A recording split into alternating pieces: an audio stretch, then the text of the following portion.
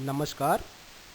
राजकीय कन्या महाविद्यालय करौली के यूट्यूब चैनल पर आप सभी का स्वागत है। आज के इस व्याख्यान कार्यक्रम में हम बीए पार्ट द्वितीय के राजनीति विज्ञान विषय के अंतर्गत प्रथम प्रश्न पत्र प्रमुख राज्य व्यवस्थाओं के बारे में बात करने जा रहे हैं और इसके अंतर्गत हम अमेरिकी संविधान और अमेरिकी संविधान में संघीय कार्यपालिका की चर्चा करेंगे। संघीय कार्यपालिका अमेरिका में इसका क्या संगठन है, इसकी क्या स्थिति है और यह कौन कौन से कार्य करती है आदि बिंदुओं के ऊपर आज हम अपने इस व्याख्यान कार्यक्रम में बात करेंगे। अमेरिका एक अध्यक्षात्मक शासन प्रणाली वाला देश है, तो अमेरिका में राष्ट्रपति सर्वोच्च कार्यकारी है। संघीय कार्यपालिका में राष्ट्रपति के साथ साथ मंत्रिमंडल, उपराष्ट्रपति आदि भी शामिल हैं। अध्यक्षात्मक शासन प्रणाली के साथ साथ अमेरिका में हमें संघात्मक व्यवस्था और लिखित संविधान की विशेषताएं जो है पहली बार देखने को मिली। इसके परिणाम स्वरूप संघात्मक शासन के स्तर पर राष्ट्रपति पद सर्वोच्च कार्यपालक के तौर पर हमें दिखाई देता है। संघीय कार्यपालिका में राष्ट्रपति, उसका मंत्रिमंडल तथा उपराष्ट्रपति शामिल हैं। राष्ट्रपति सर्वोच्च कार्यपालक है। निर्मित संविधान होने के कारण उसकी शक्तियों का, भूमिका का उल्लेख कर दिया गया है, परंतु साथ ही अमेरिकी राष्ट्रपति की शक्तियों में संविधान के विकास के साथ भी विकास हुआ है। हम देखें कि वह दल का नेता होता है, राष्ट्रीय नेता होता है और विधायिका के कानून निर्माण के क्षेत्र में उसके प्रभाव में काफी वृद्धि हुई है।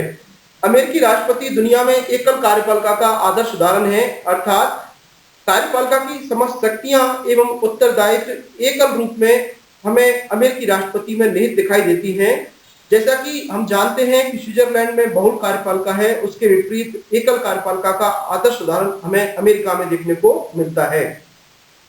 अमेरिकी संविधान में शक्ति पृथक्करण के सिद्धांत को स्वीकार किए जाने के कारण कार्यपालिका और व्यवस्थापिका की कार्य एवं भूमिका में हमें स्पष्ट रूप से पृथकता दिखाई देती है। इस कारण भी अमेरिकी राष्ट्रपति की कार्यपालिका शक्तियां हमें एकमात्र रूप में राष्ट्रपति में निहित दिखाई देती हैं और अमेरिकी राष्ट्रपति जो है वह कार्यपालिका के कार्यों के साथ साथ हमें अन्य कार्य भी करता हुआ दिखाई देता है। जैसे वह न्यायाधीशों की नियुक्ति करता है, क्षमादान प्रदान करने का काम करता है, वह दंड प्राप्त किए हुए व्यक्तियों को क्षमादान करता है और विधायिका द्वारा प्राप्त पारित किए गए विधेयकों को स्वीकृति देता है, साथ ही वीटो पावर के माध्यम से उन्हें रोक भी सकता है।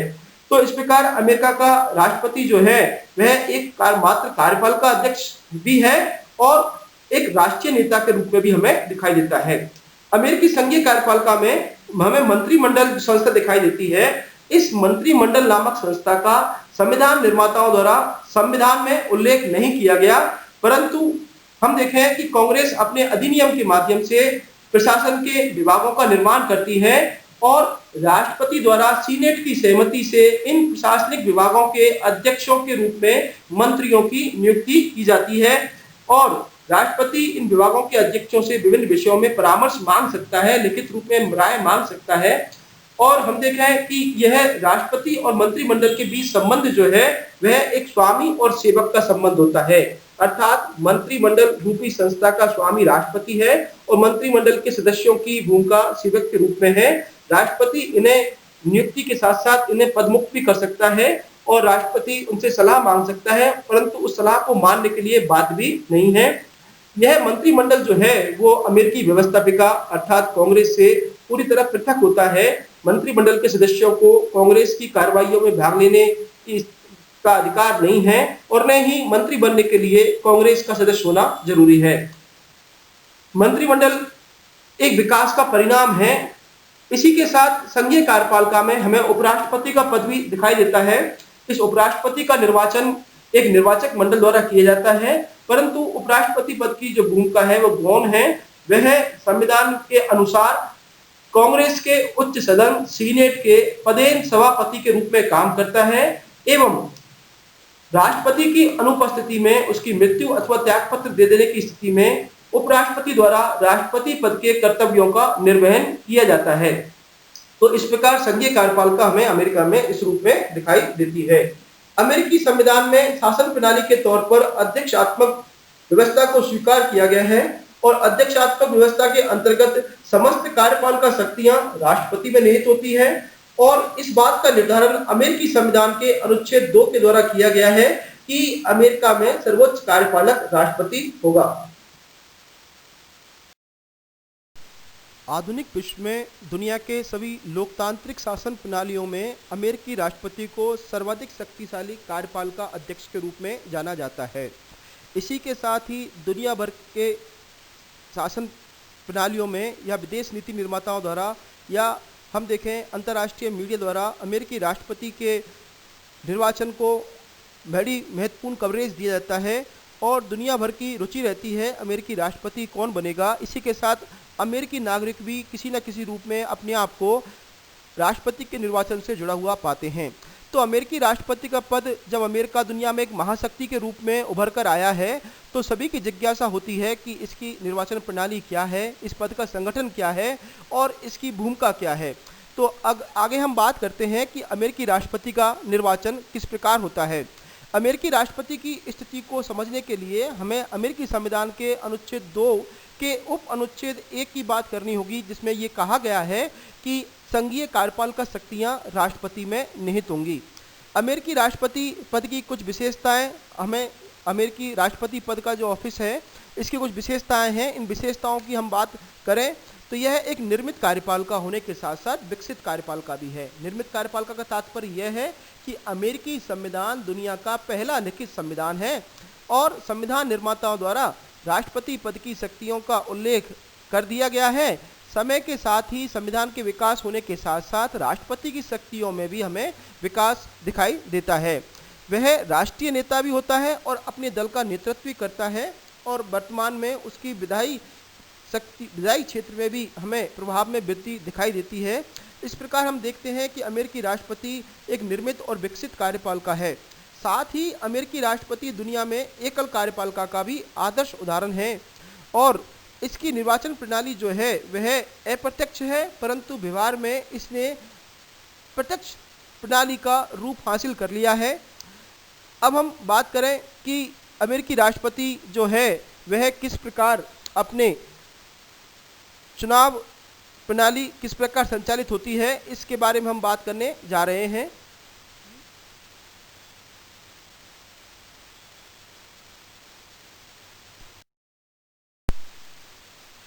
अब हम आगे बात करते हैं राष्ट्रपति पद का संगठन क्या है, जिसमें हम सबसे पहले बात करें अमेरिकी राष्ट्रपति पद के लिए क्या योग्यताएं हैं। राष्ट्रपति पद पर निर्वाचित होने के लिए संविधान द्वारा कुछ योग्यताओं का निर्धारण किया गया है, जिनमें प्रमुख तौर पर कि राष्ट्रपति पद पर निर्वाचित होने के लिए अमेरिका का जन्मजात नागरिक होना आवश्यक है। साथ ही वह 35 वर्ष की आयु पूर्ण कर चुका है एवं 14 वर्षों से अमेरिका में निवास कर रहा हो, ऐसा व्यक्ति ही अमेरिकी राष्ट्रपति पद पर निर्वाचित हो सकता है। इसके साथ ही वह दिवालिया या मानसिक विकृत नहीं होना चाहिए। इसके अलावा हम देखें कि अमेरिकी राष्ट्रपति की चुनाव प्रणाली क्या है। तो अमेरिकी राष्ट्रपति की चुनाव प्रणाली में हम देखें कि अमेरिकी राष्ट्रपति का निर्वाचन एक निर्वाचक मंडल द्वारा किया जाता है, इलेक्टोरल कॉलेजियम के द्वारा किया जाता है और इस निर्वाचक मंडल में सदस्यों की कुल संख्या 538 होती है। ये 538 की जो संख्या है, यह संख्या हमने अमेरिकी कांग्रेस के दोनों सदनों की संख्या से ली है। अर्थात अमेरिकी कांग्रेस के 2 सदन, उच्च सदन सीनेट और प्रतिनिधि सभा। तो सीनेट की कुल सदस्य संख्या है 100 और प्रतिनिधि सभा की सदस्य संख्या है 435। इन दोनों की सदस्य संख्या 535 और साथ ही हम देखें कि अमेरिका की संघीय राजधानी वॉशिंगटन डीसी, डिस्ट्रिक्ट कोलंबिया, अर्थात यह राष्ट्रीय राजधानी क्षेत्र है जो कि किसी राज्य के अधीन नहीं है अपितु संघीय राजधानी है। तो इस संघीय राजधानी के क्षेत्र को भी अमेरिकी राष्ट्रपति के निर्वाचक मंडल में प्रतिनिधित्व प्रदान करने के लिए संविधान में यह व्यवस्था है कि 3 सदस्यों को अमेरिकी राष्ट्रपति के निर्वाचक मंडल में वॉशिंगटन डीसी शामिल किया जाता है। तो इस प्रकार कुल मिलाकर के 538 सदस्यों से मिलकर अमेरिकी राष्ट्रपति का निर्वाचक मंडल बनता है। इसी के साथ हम देखें अमेरिकी राष्ट्रपति को कुछ उन्मुक्तियां एवं विशेषाधिकार भी प्राप्त हैं। उन्मुक्तियों के अंतर्गत हम देखें कि अमेरिकी राष्ट्रपति को सालाना वेतन प्राप्त होता है और समय समय पर कांग्रेस द्वारा इसका निर्धारण किया जाता है। वर्तमान में $2 लाख वार्षिक वेतन अमेरिकी राष्ट्रपति को प्राप्त होता है। इसी के साथ सरकारी आवास, अमेरिकी राष्ट्रपति का सरकारी आवास व्हाइट हाउस के रूप में प्रसिद्ध है। इसके अलावा उसे सरकारी अन्य सुविधाएं भी प्राप्त होती हैं। और विशेषाधिकार के अंतर्गत हम देखें कि अमेरिकी राष्ट्रपति को अपने पद पर रहते हुए कोई मुकदमा उसके विरुद्ध नहीं चलाया जा सकता या उसे किसी न्यायालय में गवाही के लिए नहीं बुलाया जा सकता, और सिर्फ कांग्रेस महाभियोग की कार्रवाई के अंतर्गत ही उसे कांग्रेस में गवाही के लिए आमंत्रित कर सकती है। अमेरिकी राष्ट्रपति की निर्वाचन प्रणाली, अमेरिकी राष्ट्रपति की निर्वाचन प्रणाली को हम देखें तो अमेरिकी राष्ट्रपति का चुनाव अमेरिकी जनता द्वारा निर्वाचक मंडल के माध्यम से किया जाता है। अर्थात पहले अमेरिकी जनता निर्वाचक मंडल का चुनाव करती है और फिर इस निर्वाचक मंडल द्वारा अमेरिकी राष्ट्रपति निर्वाचित किया जाता है। तो इस प्रकार से यह निर्वाचन प्रणाली एक अप्रत्यक्ष प्रणाली है, परंतु वर्तमान में व्यवहार में इसने प्रत्यक्ष निर्वाचन प्रणाली की स्थिति प्राप्त कर ली है। निर्वाचक मंडल में कुछ 538 सदस्य जो होते हैं, इन 538 सदस्यों को संपूर्ण संयुक्त राज्य America, USA, United states of America, जो कि 50 राज्यों से मिलकर के बना हुआ है, इन 50 राज्यों से इन 538 सदस्यों का निर्वाचन अमेरिकी जनता द्वारा किया जाता है और यह निर्वाचक मंडल बाद में अमेरिकी राष्ट्रपति का निर्वाचन करता है। इन 50 राज्यों से निर्वाचक मंडल के सदस्यों का निर्वाचन सूची प्रणाली के आधार पर होता है। यह सूची प्रणाली क्या है? तो सूची प्रणाली में हम देखें कि अमेरिकी राज्य जो है, मान लीजिए कैलिफोर्निया स्टेट है या न्यूयॉर्क स्टेट है या हम देखें ऑरेगन स्टेट है या हम देखें कि और दूसरे जो अन्य स्टेट हैं, तो अमेरिकी राष्ट्रपति के निर्वाचक मंडल में इन राज्यों को उनके क्षेत्रफल के आधार पर प्रतिनिधित्व प्राप्त है। और कितनी सीटें प्राप्त हैं किसी राज्य को? तो किसी मान लीजिए न्यूयॉर्क की बात करें तो न्यूयॉर्क स्टेट को प्रतिनिधि सभा में जितनी सीटें प्राप्त हैं और सीनेट में जितनी सीटें प्राप्त हैं, इन दोनों का योग के बराबर की सीटें अमेरिकी राष्ट्रपति के निर्वाचक मंडल के लिए उस न्यूयॉर्क स्टेट की जनता द्वारा निर्वाचित की जाती हैं। और इस निर्वाचन में अमेरिका के प्रत्येक राजनीतिक दल द्वारा उतनी ही सदस्यों की सूची जारी की जाती है। और इसमें हम देखें कि अमेरिकी जनता द्वारा किसी व्यक्ति को वोट नहीं दिया जाता, अपितु उस सूची को वोट दिया जाता है। और मतगणना के दौरान भी यह देखा जाता है कि किस राजनीतिक दल की सूची को बहुमत प्राप्त हुआ है, अर्थात किस राजनीतिक दल की सूची को कुल मतदाताओं का बहुमत प्राप्त हुआ है। और जिस राजनीतिक दल की सूची को बहुमत प्राप्त होता है, उस सूची के सभी उम्मीदवारों को विजयी घोषित कर दिया जाता है। तो उस राज्य से एक राजनीतिक दल को बहुमत प्राप्त होने पर सारी सीटें उसी राजनीतिक दल के खाते में या उसी राजनीतिक दल के पास आ जाती हैं।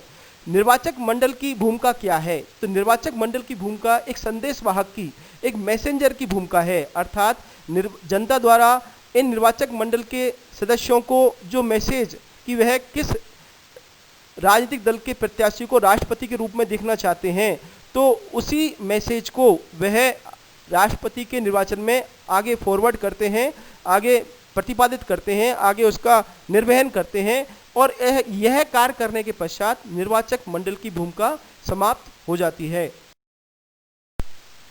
राष्ट्रपति के निर्वाचन में हम देखें कि एक प्रक्रिया जो होती है वह पूरे वर्ष भर चलती है। और यह निर्वाचन प्रक्रिया हमें इसलिए जानना जरूरी है कि इसमें दुनिया भर के देशों की या अमेरिकी नागरिकों की या मीडिया की बड़ी जिज्ञासा रहती है, रुचि रहती है कि अगला राष्ट्रपति कौन होगा। और अमेरिकी राष्ट्रपति ने की निर्वाचन प्रणाली जो कि संविधान में अप्रत्यक्ष रूप से निर्धारित की गई थी, परंतु आज हम देखें संचार के साधनों के विकास और मीडिया कवरेज आदि कारणों से हम देखें कि अमेरिकी राष्ट्रपति के निर्वाचन राजनीतिक दलों के विकास के कारण यह निर्वाचन प्रक्रिया अप्रत्यक्ष से प्रत्यक्ष निर्वाचन के रूप में परिवर्तित हो चुकी है। अमेरिकी राष्ट्रपति के निर्वाचन को समझने के लिए हमें विभिन्न बिंदुओं के ऊपर चर्चा करना जरूरी है। हम देखें कि अमेरिकी राष्ट्रपति का कार्यकाल 4 वर्ष होता है और 4 वर्ष बाद नया राष्ट्रपति अपना पद ग्रहण करता है।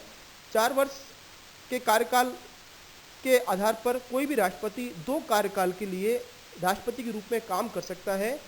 पहले ये व्यवस्था संविधान में निर्धारित नहीं की गई थी कि कितने कार्यकाल तक कोई व्यक्ति राष्ट्रपति के तौर पर काम कर सकता है, परंतु 22वें संविधान संशोधन द्वारा यह निर्धारित कर दिया गया कि अधिकतम 2 कार्यकाल के लिए कोई व्यक्ति राष्ट्रपति पद पर कार्य कर सकता है। परंतु युद्ध के समय कांग्रेस द्वारा अगर किसी राष्ट्रपति से अनुरोध किया जाए अगले कार्यकाल के लिए, तो कांग्रेस के अनुरोध के आधार पर कोई राष्ट्रपति अगले तीसरे कार्यकाल के लिए भी कार्य कर सकता है।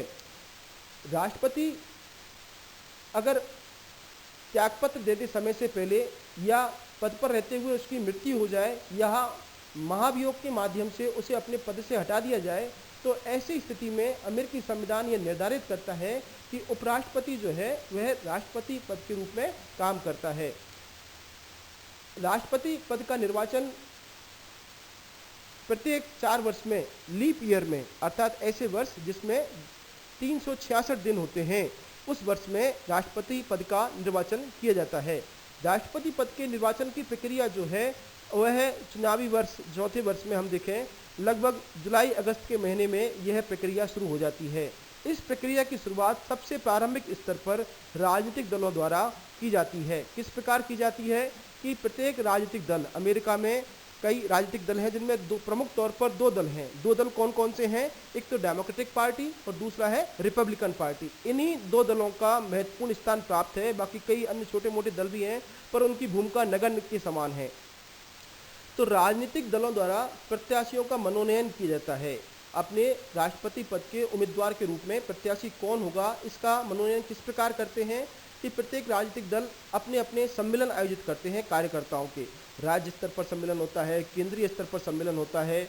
इन सम्मेलनों में भाषणबाजी होती है। प्रत्येक प्रत्याशी अपना अपना मत रखते हैं, भाषण देते हैं और अपने प्रत्याशी के लिए जोड़ तोड़ होता है और कई बार बार्गेनिंग समझौता भी होता है। तो और जो पार्टी का केंद्रीय नेतृत्व होता है वो केंद्रीय नेतृत्व भी अपनी सहमति देता है। और हम देखें कि ये सम्मेलन जो होते हैं काफ़ी भीड़ भाड़ वाले 2000-2500 लोगों के सम्मेलन होते हैं। काफ़ी उत्तेजना का माहौल रहता है, तनाव। और ऐसी स्थिति में निर्वाचन के माध्यम से हम देखें कि प्रत्येक राजनीतिक दल राष्ट्रपति पद के लिए अपने उम्मीदवार का निर्धारण करता है। तो एक बार राष्ट्रपति पद का किसी राजनीतिक दल द्वारा अपना उम्मीदवार निर्धारित कर लिया गया, तत्पश्चात उस उम्मीदवार द्वारा अपने दल की चुनाव समिति का, राष्ट्रपति के चुनाव समिति का गठन किया जाता है जिसमें उस दल के नेताओं को शामिल किया जाता है और वह समिति राष्ट्रपति के चुनाव का प्रबंधन करती है, चुनाव प्रचार का प्रबंध करती है, सभाओं का आयोजन करना, पोस्टर या मीडिया के माध्यम से, इलेक्ट्रॉनिक मीडिया के माध्यम से, सोशल मीडिया के माध्यम से या अन्य साधनों से, या फंडिंग। अमेरिकी राष्ट्रपति में काफ़ी मात्रा में व्यय भी, खर्चा भी होता है। हालांकि कानून द्वारा इस व्यय की सीमा 30 लाख रुपये निर्धारित, $30 लाख निर्धारित की गई है, परंतु वास्तविक रूप में यह इस सीमा से कई गुना बढ़ जाती है। तो इस प्रकार हम देखें कि अमेरिकी राष्ट्रपति में विभिन्न दबाव समूह भी हैं, विभिन्न हित समूह हैं, तो उनको अपने हित में मतदान करने के लिए यह राष्ट्रीय चुनाव समिति कार्य करती है। अब राष्ट्रपति द्वारा जो चुनाव अभियान चलाया जाता है, यह चुनाव अभियान राष्ट्रीय स्तर पर, अमेरिका भौगोलिक रूप से एक काफ़ी बड़ा देश है। अमेरिकी संविधान निर्माताओं द्वारा अप्रत्यक्ष प्रणाली इसलिए स्वीकार की गई थी कि एक अकेले व्यक्ति द्वारा यह संभव नहीं है कि इतने बड़े संपूर्ण भौगोलिक क्षेत्रफल का दौरा एक अकेले व्यक्ति द्वारा संभव कर लिया जाए। तो इसलिए निर्वाचक मंडल का चुनाव जनता करती है और वह निर्वाचक मंडल राष्ट्रपति को चुनता है।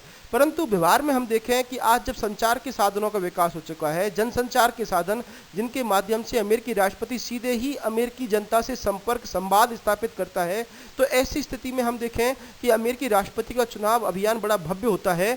और साथ ही हम देखें कि अमेरिकी राष्ट्रपति के चुनाव अभियान में विभिन्न प्रकार के आयोजन सभी पॉलिटिकल पार्टीज द्वारा किए जाते हैं, उनमें जनता की बड़ी रुचिपूर्ण भागीदारी होती है। तो इस प्रकार अमेरिकी राष्ट्रपति का चुनाव जो है वह अभियान बड़ा रुचिपूर्ण होता है। अमेरिकी राष्ट्रपति का चुनाव जुलाई अगस्त के महीने में शुरू होता है और यह प्रत्याशियों के मनोनयन शुरू होता है। प्रत्याशियों के मनोनयन के पश्चात नवंबर माह के पहले मंगलवार को राज्यों में, अमेरिका के 50 राज्यों में अमेरिकी जनता द्वारा निर्वाचक मंडल का चुनाव किया जाता है। तत्पश्चात दिसंबर माह के दूसरे बुधवार को या कांग्रेस द्वारा निर्धारित तिथि के दिन निर्वाचित निर्वाचक मंडल के सदस्य जो कि जनता द्वारा निर्वाचित हैं, ये निर्वाचक मंडल के सदस्य राज्यों की राजधानियों में एकत्रित होते हैं और अपने पार्टी के राष्ट्रपति के उम्मीदवार व्यक्ति को अपना मत देते हैं। अब यहाँ ये ध्यान रखने की बात है कि निर्वाचक मंडल का सदस्य जो है उसको अपनी पार्टी के उम्मीदवार के पक्ष में ही मतदान करना है, वह इस बात की शपथ लेके आता है। अब बात की स्वरूप ही ऐसा हुआ होगा कि किसी निर्वाचक मंडल के सदस्य ने अपनी पार्टी के प्रत्याशी को वोट नहीं दिया होगा, परंतु अधिकांशतः सामान्यतः ऐसा होता है कि निर्वाचक मंडल का सदस्य उसी पॉलिटिकल पार्टी को अपना मत देता है जिस पॉलिटिकल पार्टी से उसे निर्वाचक मंडल के सदस्य के रूप में नियुक्त किया गया है। तो यह एक औपचारिकता मात्र है, क्योंकि इस निर्वाचन से पूर्व ही हम देखें कि निर्वाचक मंडल की अगर पूरे संयुक्त राज्य अमेरिका में इस सीटों की स्थिति को देखा जाए तो हमें यह अनुमान हो जाता है कि किस व्यक्ति को बहुमत प्राप्त होने जा रहा है। 538 सदस्यीय निर्वाचक मंडल है, तो जिसने 270 से अधिक सीटें प्राप्त कर ली हैं वह व्यक्ति अमेरिकी राष्ट्रपति निर्वाचित घोषित होता है। 6 जनवरी को यह अमेरिकी कांग्रेस के सीनेट के अस्थायी अध्यक्षता में यह चुनाव मतगणना की जाती है और परिणाम की घोषणा की जाती है और नए घोषित राष्ट्रपति द्वारा 20 जनवरी को अपने पद की शपथ ग्रहण की जाती है और इसके पश्चात निर्वाचक मंडल समाप्त हो जाता है, उसकी कोई भूमिका नहीं होती।